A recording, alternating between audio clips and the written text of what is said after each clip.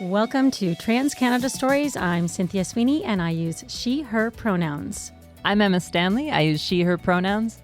In this podcast, we go beyond the binary coast to coast, telling the stories of trans people as people. In 2018, filmmaker Sarah Fodey made a documentary featuring survivors of a decades-long homosexual witch hunt in Canada. The film recounts personal stories of dedication and betrayal at the hands of the Canadian government. Former public servants were targeted in what is called the Purge. And in the documentary The Fruit Machine, they came together, united to seek justice, reconciliation, and memorialization. On September 19th, two survivors joined a screening of the film at the Halifax Central Library, followed by a fireside chat. The event was sponsored by TD Bank Group. Today, we are humbled to be joined by Martine Roy, one of those survivors, to talk to us about her experience being targeted within the Purge. So Martine is now here with us in the studio. Martine, I'm so happy to have you on the show. Thank you for having me. I'm so excited to be here and very humble about it. And I'm recording from my bedroom today because I have COVID. The Purge is a difficult topic to talk about, and I can only imagine how difficult it was to actually be involved in it. So I met you through this documentary called The Fruit Machine. Now, The Fruit Machine is about a series of events that took place from starting in the 1940s with Cold War paranoia, leading up to, I think, 2017, when there was a formal apology from Prime Minister Justin Trudeau about what happened. Can you tell me what happened from your perspective? Okay, so me, I'm really a girl from Montreal, born, raised in Montreal. My father was a cinematographer from National Film Board. I had two sisters, very artsy family. And I didn't know what I wanted to do. Everybody was really a lot of talent, and I didn't have a talent. So my father worked really hard to try to convince me to do something with myself. So I joined the Army Forces to become a medical adjunct, a medical assistant. And I didn't really want to go. I didn't know what I was getting on board with. I was 19 years old. I was seeing a woman in Montreal, even the one that started the first Pride Parade in Montreal. I was with her. And so I joined the Army, and at the first week, I was resisting, calling my mother, asking her to get me out of there. And she was saying, no, I cannot do anything. So I really joined in, and I put my 150%. I cannot tell you that I knew that we could not be as homosexual or not. I didn't grasp that. So I did my training. It was amazing, good training, and I graduated and all that. And then I met a man. And I fell for him, and I started going out with him. So I didn't question myself, oh no, I was seeing a woman before, now a man, or I'm 19 years old. What was the most important was to succeed, because it was heavy training and to make it. So finally I'm transferred to Borden. He is transferred as well to Borden. And while we're both training, at one point I meet a woman at the hospital. And we start talking and everything. And one of the things she tells me is, let's keep our boyfriend, because we're not allowed. And that's the first time I grasped that, and we're not allowed. And I don't even have time that I turn around, I get arrested.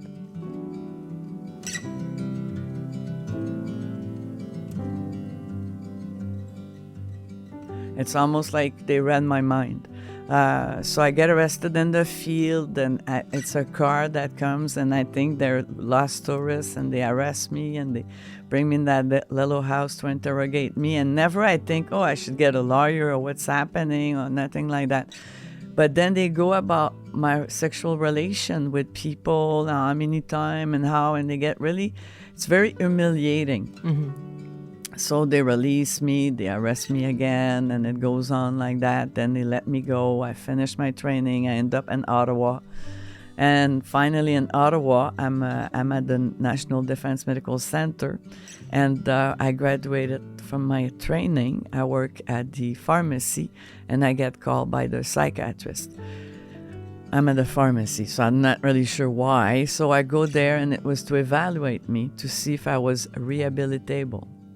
So finally, it didn't really go very well, obviously. But they let me go, and to the point even that they came back to me and they said, okay, we want to keep you. We want to renew the contract, a contract of 3 years. And I say, okay, I don't want to do this role anymore. I would like to become a comm research. So they went on and they came back with the contract and I signed it. And I was going to go to Kingston. And it's only like a month later that they called me at the head office to tell me that I was dishonourably discharged for being a sexual deviant under a law, a policy, where homosexuality was the same that bestiality, rape, and incest.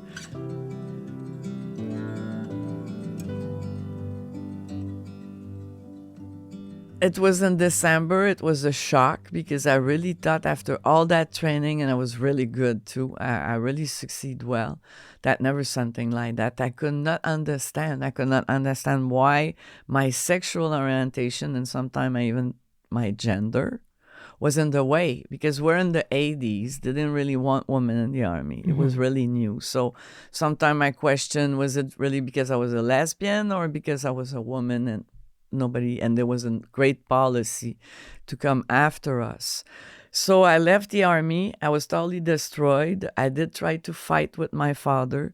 We made it until the chef de l'état-major, that was General Thériault, that told me there was no injustice and that I let myself go. So I stopped fighting from there because I had to take care of myself. I had to go through therapy. And it's only in 1999 that I found really a job that was fitting for me. It was IBM. And when they offered me the job the first time, I said no, because I was sure they were like the army. So I started here in New Brunswick in the Maritimes at IBM in 1999 for Y2K. And I discovered a fully inclusive company. The policy was there since 1953 that T.J. Watson put in place about inclusion.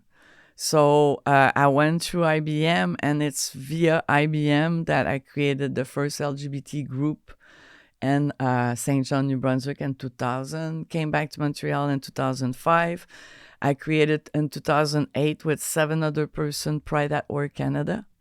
And for me, Pride at Work Canada was my revenge, was my way of, okay, I'm going to get the workplace. I'm going to change every workplace possible. All right. And I think it did work to a certain point. So I was there for 10 years. And through that, I became the president of Fondation Emergence that has the International Day Against Homophobia. And I'm the one that had transphobia to it by consultation as a president. And then in 2014, there's someone that calls me, and you have to understand, 1984, I got fired. The only person I knew that was fired was Michelle Douglas in 1992. And when that happened, I was sure they were going to ring my doorbell and come and see me and apologize and get my job back. But they never did. They never even talked there was a purge. They never. So everybody was so ashamed. Nobody was talking about it. So I didn't meet anybody else until 2014. That's where I met the first time someone else that was affected, and so affected that I felt privileged. And they say, we want to ask for an apology.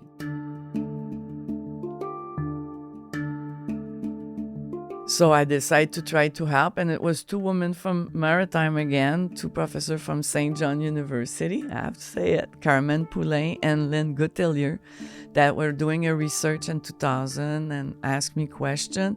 They're the one that pushed in 2014 that a group get together with Gary Kingsman, Patricia Gentile, all academicians together, and we asked for apology. And we did. We went in 2015 at Parliament in front of Harper, and I don't think anybody heard about it because it didn't work, right? It didn't get anywhere. So it took the EGAL organization that created the Just Society Committee, where it was all people from all around Canada, mostly from legal activists and all that put together 84 recommendations for the new Liberal Party that just got in with And in it, they asked to put "We demand an apology." So they asked us, can we put it in a recommendation, and can someone from "We demand an apology" comes to Ottawa? So I ran there, and I met for the first time Douglas Elliott and Michelle Douglas live. It was the first time in my life. It was really like, and then again, the story, more and more people going through it, and it was like coming from everywhere. And that's where I joined the Just Society Committee to represent Quebec. And we really, really thought when we give the recommendation to Judy Rebel that she would put them in place. Mm-hmm. But she didn't, not right away. It was taking forever. So in December 2016, I brought my file to Douglas Elliott and I asked him, can we do something about this? And he said, let's do a class action. So that's how we launched a class action in December 2016 in Quebec, Ontario. And we found out there was someone in Nova Scotia, Alida Satilik, that wanted to do it. So we got her on board. And we had 11 lawyers to go fight for it. Okay. Oh, wow. That is quite a story. I know. And one that takes place over so many decades. Thanks so much for sharing that journey from back when you were 19 years old up until 2017 when the apology was made, and then after that the formulation of this documentary, The Fruit Machine. I just want to go back for those who maybe haven't seen The Fruit Machine or don't know the significance of the name of that title. My understanding is that The Fruit Machine as a name was like the formula they used, like a queer detector, as they were spying and hunting and looking for queer people within the military, and a series of questions and traits that they aligned to those who they suspected of being homosexual. Do you want to talk just a little bit about the significance of the name? Yeah, exactly. It was created by the RCMP.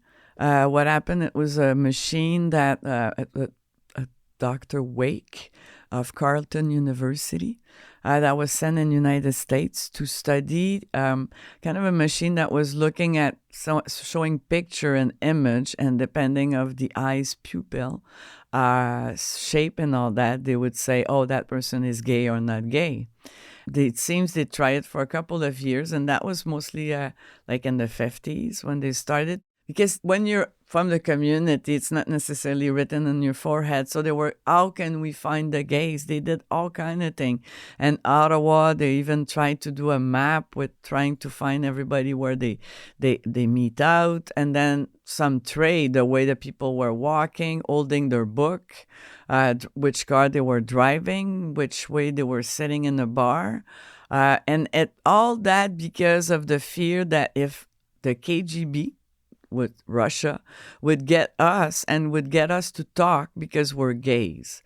So that started with the Russian and the communists and everything. And that was the rationale behind why they were arresting us. So they created that machine called the Fruit Machine. Fruit Machine is really like a satire. It's we're laughing about the community, and it was such a bad one that it's still in the book. And this machine is at the War Museum in Ottawa. Never really worked. Was because they could not really detect. It was not a for sure thing. So then they went to the other way, which was witch hunt.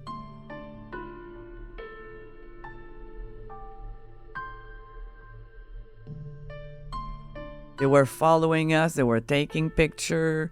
When they were arresting someone, the goal was to break that person and get that person to give names. And what we found out too, with a researcher, a reporter from the Globe and Mail, is there was a John Watkins that was a diplomat in the 50s. He was a friend of Leslie Pearson, and it seems. While he was in Paris, he had an affair with a Russian guy. The RCMP was so scared that the KGB arrested him that they arrested him. They interrogated him in Paris for many hours, then brought him to Dorval in Quebec.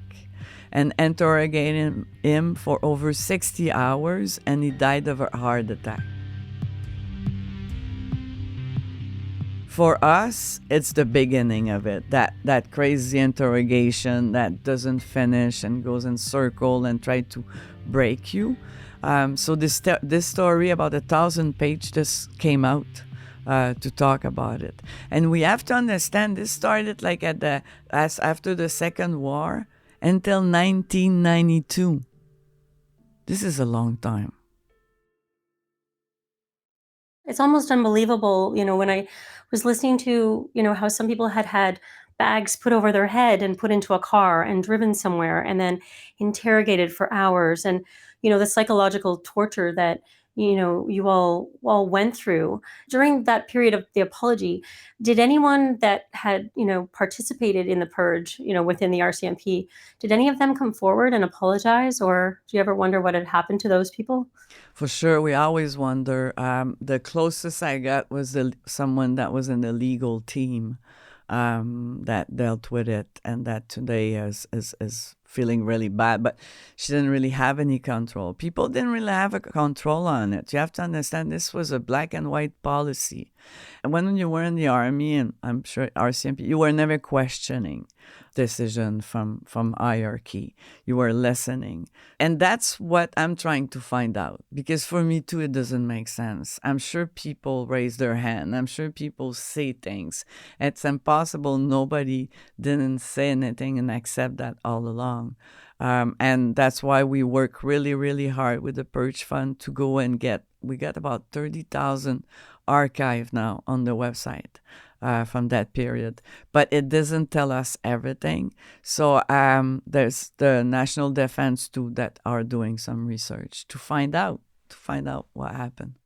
I am curious on the topic of documentation. Now, obviously you want the whole story, but I know that the Purge Fund is still fighting to get more documents declassified and released, and it sounds like that is sort of continually a fight. What are you hoping to achieve by getting the full documentation? When I was working at IBM, there's one thing that I learned is if I don't have the problem, I cannot find a solution. I remember people freaking out when I used to tell them, can you reproduce the issue for me to find a solution? For me, that's it. We need to talk about what happened to get somewhere else. And when we're in denial, then we make it like it didn't happen. While it's dormant, and this is what's happening today. It's coming out left, right, and center. Because people are not well informed. People are misinformed. And that's why I find that documentation needs to tell us the story. I'm going to tell you, we succeed. We went to court and we got our documentation we were looking for. So now we have 30,000. We have almost everything we were looking for. And we have Sven Robinson and Sarah Wortman as well, working on those documents. We want to know what happened. We want to know who were our allies, because I'm sure we had some. I want to know who are the people, because one question I have, and maybe somebody's going to tell me one day, is I come in 69, we decriminalize homosexuality, but in his own company, in his own house, it was criminal for 23 more years. That I don't understand. Time to take a break from this Trans Canada Stories for a TD Connected Communities moment. In Trans Canada Stories, we're all about connecting communities. We would love to hear your thoughts on today's shows. Were you aware of the Purge, or is it new information for you? Leave us a message on our SpeakPipe phone line and be a part of the conversation. We'll share highlights from your responses in the next episode. That was a TD Connected Community moment, because community matters. I still remember listening to the apology.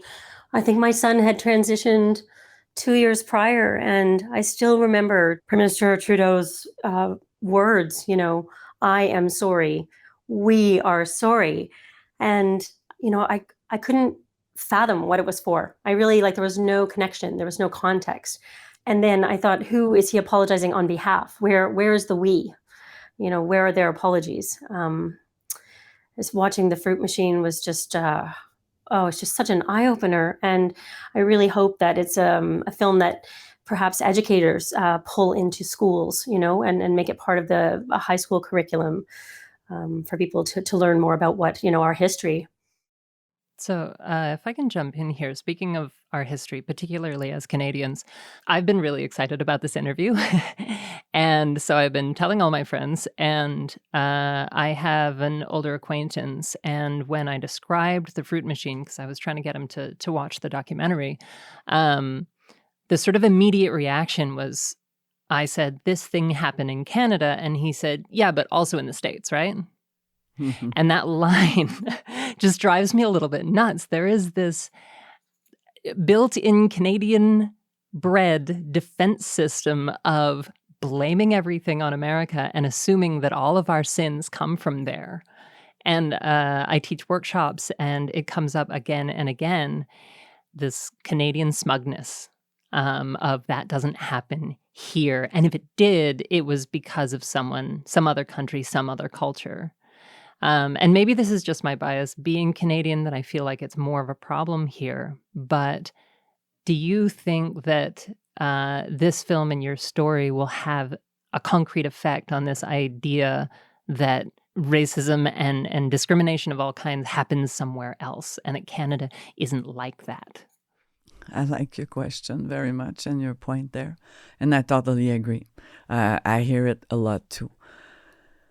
For me, I find that we've been in denial a lot, and we sit on that, and we act as if, and yes, we like to blame others, but no, this happened here. It was really a Canadian product.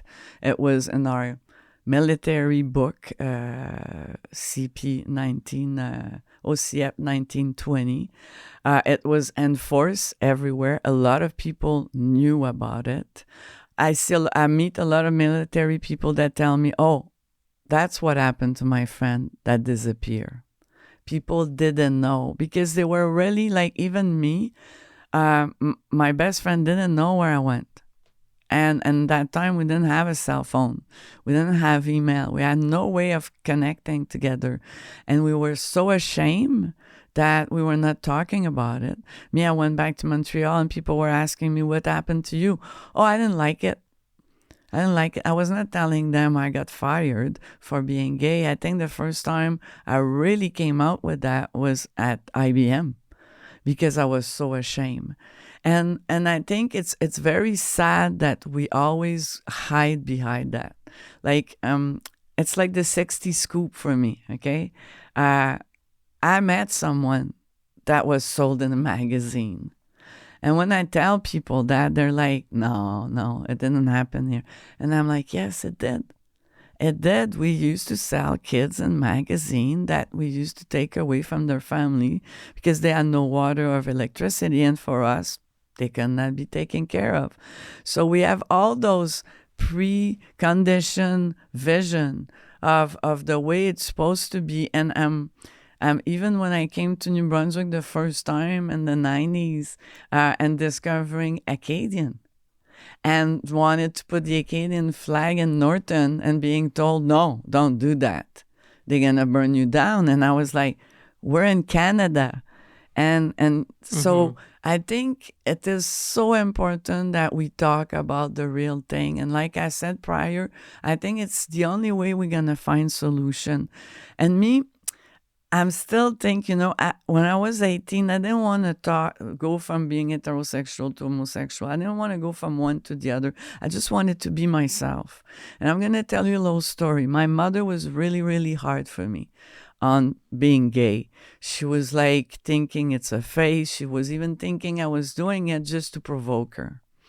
And she was missing out. And I left for a while. And when I came back to Montreal in 2005, she was so happy that it's like she forgot about that hatred she had. And I was at IBM, and the group at IBM was called Blue Queer. Since 1995, it was created.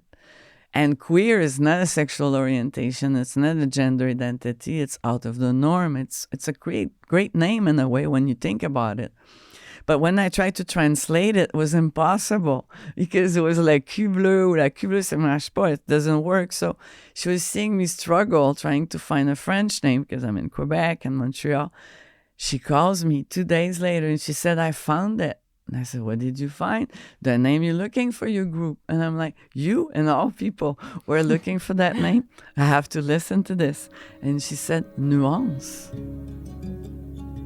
And I was stunned because for me, nuance is exactly who I am. I'm not just a lesbian. I'm not just a white woman. I'm all kind of different little things mixed together. And there's not one like me. I have all my nuance. So, and it's French and it's English. So at IBM, the employee resource group, a business resource group that we call today, is Blue Q Nuance. And for me, that's my philosophy. That's the way I see life.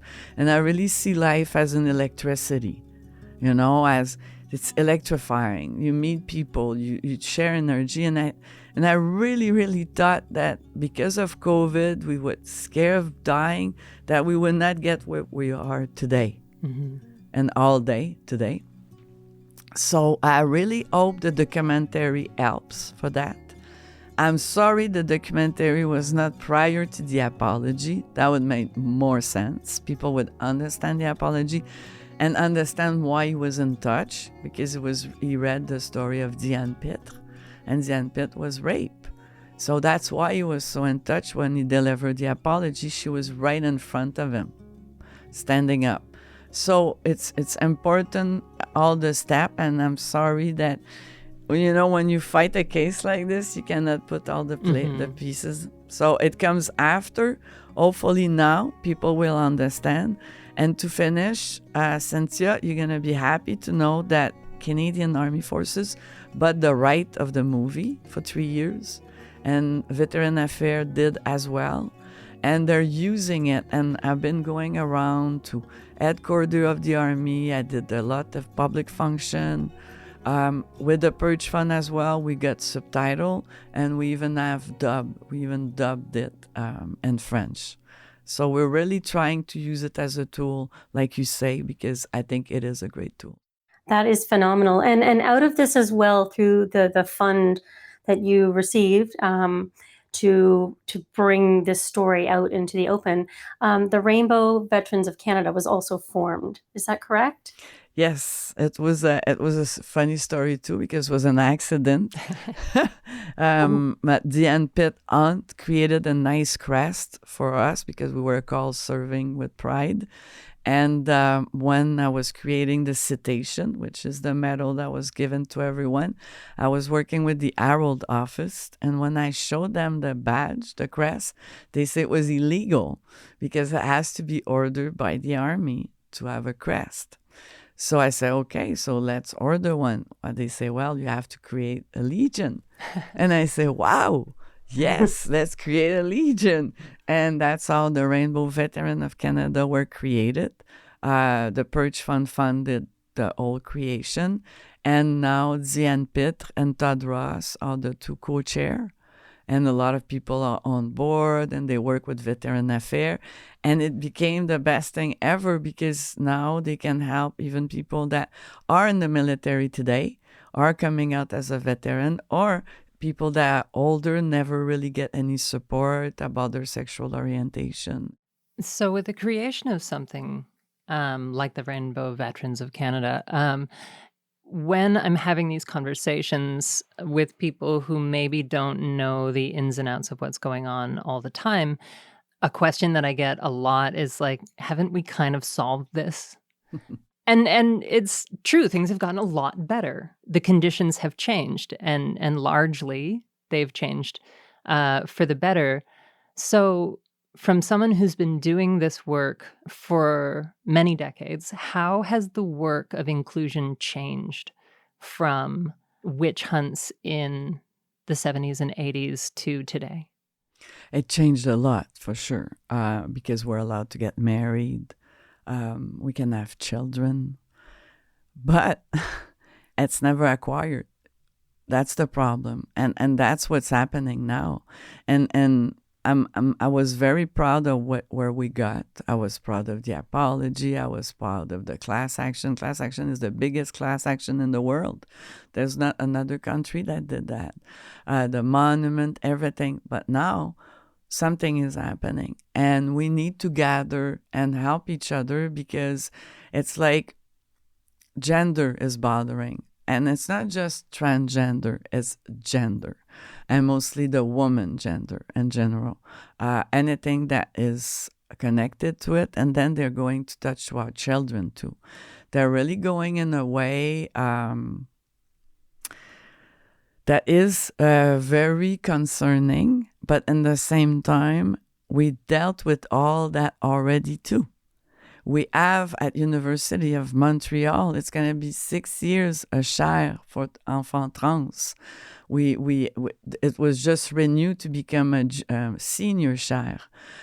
We have clinics, we have people, we have information. And right now, all what's happening, it's disinformation. I have even friends that I'm questioning and I'm asking them, where did you see those things? Mm-hmm. Who told you those things? And I think that's the work of all of us to make sure people are well informed. And that's the problem right now. People are being told or being shown things that are not happening. And they're acting and judging on things that are not real. So it's really troubling. The whole drag thing too, I find is very troubling too, because for me, I think it's the story that is important, And I don't know, when I was a kid, I had people that were telling me story that were looking as a drag of today. And a drag at the end of the day is a woman. So are we saying that women are disturbing? Are we saying that? So it's all that I'm questioning. And I'm a mother, so it's really hard for me to understand. So I'm trying to do the best I can to pass the message and use the purge, what happened to us as discrimination and how it destroyed our life, as an example of what it can be happening right now with what people are doing. Martine, you're a mother, and you said something last night in the fireside chat that, I don't think people realize how fragile our human rights are, and everything that is going on right here at home, but around the world. But you mentioned last night how if you were in Italy at the moment, you would no longer be a mother. Mm-hmm. Do you want to just elaborate a little bit on that? And that's so hard for me because I live in Italy. I have a lot of friends in Italy. I love Italy. It means that the prime minister decide they're the one that the leader of in Italy, and it's a woman, mm-hmm. Decided that if you are not biologically connected to the child, you don't have any more right over the child. So the in vitro and everything, and us, we did we did in vitro with my wife. It is her that had the child, but it means that if that law was here in Canada, it means that I would not be their mother anymore. All the paper and everything I did would be unvaluable. So that's what I mean, like abortion in the States. Look what just happened. So it's very important to grasp that it's not because we acquire some right that we always going to have them. We have to preserve them. We have to care for them. And this is why it was so important in the 84 recommendation. I invite you to go on the EGAL website and look at the Just Society Committee recommendation. You're going to see we even help to put C60 to expunge a file from people that had gross indecency. We even remove a law that was here since we put our feet here that was saying that two men, they have to be both 18. One cannot be 16 like a woman. It could be arrested. So we remove that law. A lot of things change, but people have to be aware, and they have to be aware to make sure we save those and that we don't go backwards. This may be a difficult question to answer, but if you had the opportunity to sit down with a Department of Education leader, a Minister of Education in one of the provinces right now that, is not New Brunswick, is not Saskatchewan, and they might be in a position where they're determining where they're going to go with allowing, gender affirming education in school. What would you say to them if you had that opportunity? I would bring them with me to a meeting at the Meraki Clinic to meet with Chevaux Gauche and Andrea Gorskov, two doctors that was with Children Montreal, and sit down and let's talk. Because people, like I say, are misinformed. One of the things I can tell you, there's not one child that will go in a clinic that will get an operation from it. And a lot of time they're going to give beta blocker. And a beta blocker is not a new medication. It exists since the 70s. We used it for puberty that was too fast or not fast enough. And this permits to the child to decide or to feel himself, to give him the time, to give him the buffer, and to give as well the doctor and everybody working with that child to make sure that they're doing the right thing, because the decision, it belongs to the child. At the end of the day, nobody else should be deciding for them. It should be the child. And we did all that. We even put in place a law in Quebec that at 14 you can change your name if you need. Because it is traumatizing to go in a school and see yourself as one gender and being called another gender. And the thing at the end I would say to that person, what does it matter? What does it matter? The child, what you want a child that is healthy, thriving, authentic. What does it matter? That's why I always come back to it's the electricity and not the plumbing that is important in someone. And I find that people really put a lot of time on gender like that. And I'm going to be honest, and I talk a lot with my wife about it, and I was talking to a woman this morning too. I don't feel like a woman all the time. I don't. And there's days I feel way more masculine than feminine. And I just want to be. So that's what people are saying. And we want to get out of the norm. We've been in the norm forever. The pink and the blue, and it's a boy, it's going to go this way. It's a girl, can we just be? And I think that would be helpful. If we go by the study of Aboriginal, and even my wife is a First Nation, kids, when they were born, they were not said, okay, you're going to be a woman and you're going to be, they were just be. And they would let them grow, and they would let them, like, if that child wants to go hunting, they would let them be and discover themselves. And I think that's what we need to do. And I think we should concentrate more on the curriculum than on that. Because right now we're losing a lot of time. And I find that the curriculum in school needs to be changed to be more 2023 for the skills and what people need. Children are somewhere else with all the data, with all the accessibility. We don't need to show them how to access a computer, I think. So we need to talk about something else. We need to be somewhere else. And I don't know why this is coming out so strong right now. I don't know why people are so scared of. I would like them to tell me, what are people scared of about this topic? I think that's such a good point. And I think you're exactly right. I don't think people would be scared of this topic if it wasn't for sort of that false narrative of fear mongering that is happening, unfortunately. But that is such great advice. Thank you, Martine. You're welcome. All right. I think we're almost out of time. I'm going to leave you with one last question. Your LinkedIn profile says that one of your important skills is being authentic. What does that mean for you, and what can we achieve by simply going out and being ourselves?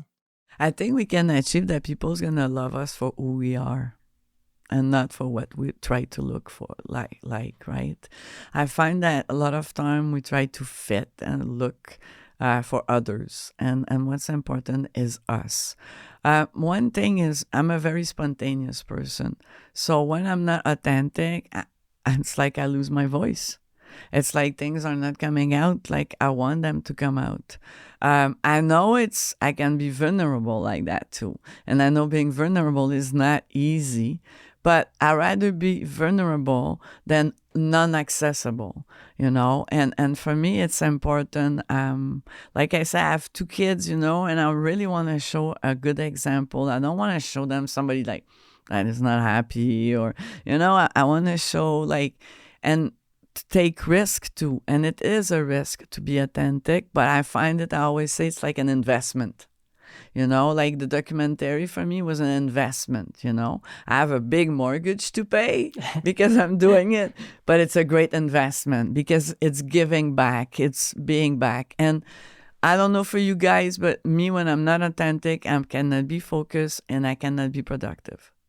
So it slows me down. It makes my work harder. And I find I cannot answer people the way I would like to. I always make the comment, like my wife had breast cancer. And if I could not be authentic, I would say what my husband has a cancer. And you start lying about it and all that. And at KPMG, they did a study, 500 employees and more that are not authentic lose about 15 minutes a day in lying. At the end of the year, it's over 1.5 million in lost time. So when people like to talk about money, that talks about money. Yeah.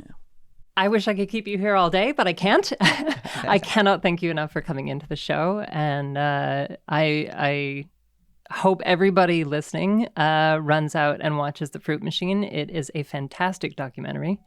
And hopefully we'll be able to have you on the show again. Yes, thank you so much for having me. I wish you an amazing day. Thank you all. It's the end of the road for this episode of Trans Canada Stories. If you'd like more information on our other programming, check out simplygoodform.com. We hope you'll subscribe to our podcast and that we'll see you again next time.